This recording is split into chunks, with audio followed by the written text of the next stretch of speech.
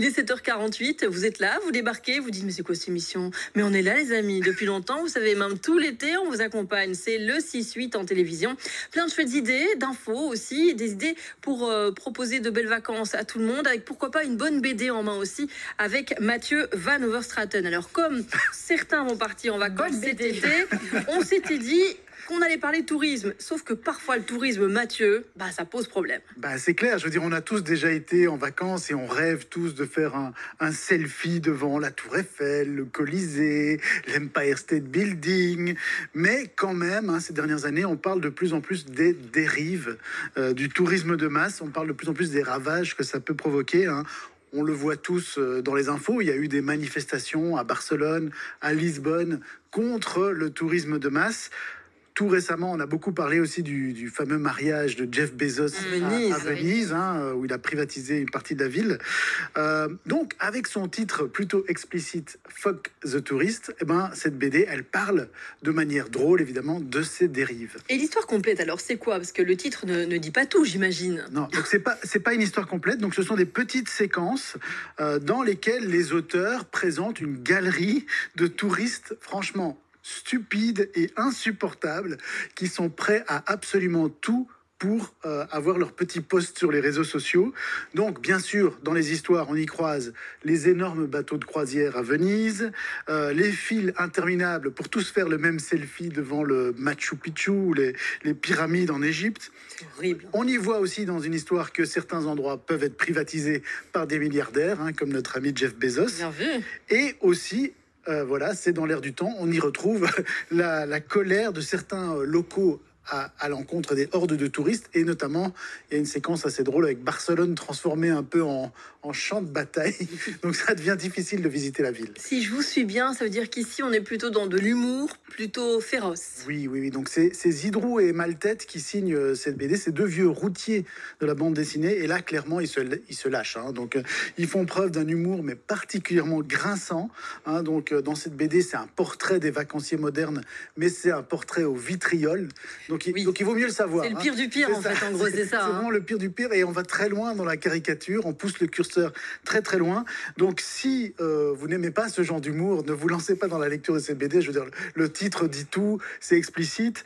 Ils s'amusent comme des petits fous à décrire les dérives du surtourisme, à décrire la course un peu absurde qu'on a tous à faire des selfies ou à des stories Instagram. Et voilà, exactement, vous tombez sur une page qui et cet humour particulièrement grinçant, particulièrement noir, on est à Auschwitz, avec des gens qui vont visiter Auschwitz et qui font n'importe quoi, en gros, qui font des selfies devant les fours crématoires, etc.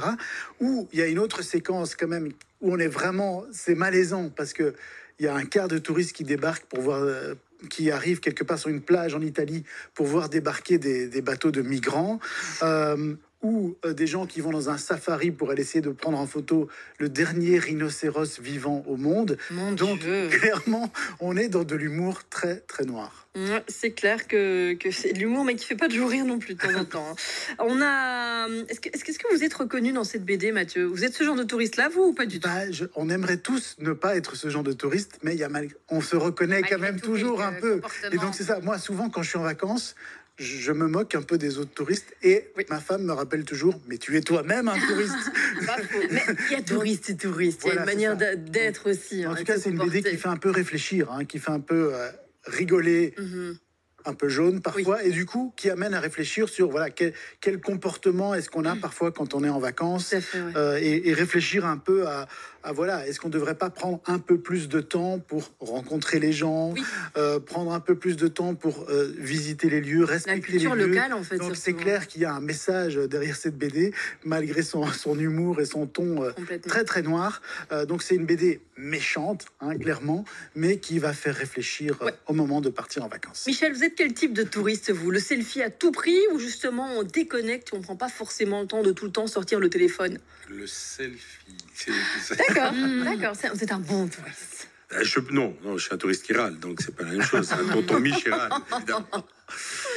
C'est clair. Vous, Carole, je sais que vous faites de belles photos quand vous partez en voyage, c'est vrai, mais est-ce que c'est vraiment le plus beau spot à tout prix ou est-ce que on prend si ça se met et sinon on chipote pas? J'ai même cette fâcheuse tendance d'oublier, moi, carrément de faire des photos parce que, en fait, j'ai envie de vivre le moment présent, justement. Si on a l'occasion et l'opportunité, cette chance de visiter certains endroits, certains monuments, voilà, certaines vues qui sont à vous couper le souffle, eh bien, généralement, j'oublie de faire une photo et c'est par la suite où je me dis, mince, mais en fait, pour moi, la photo, elle est dans ma tête. Donc, j'avoue que j'en fais, certes, des photos, mais je ne ferai jamais la file, comme certains le font, pour aller se faire en selfie. Généralement, en plus, je n'aime pas me prendre moi-même avec un monument ou quoi, quelque chose derrière. Je me trouve ridicule de faire ça, donc j'avoue que je ne le fais pas. Oh, il y a la perche à selfie aussi, il y en a plein qui ont encore ça. Oui, Ça a été mais la mode voilà.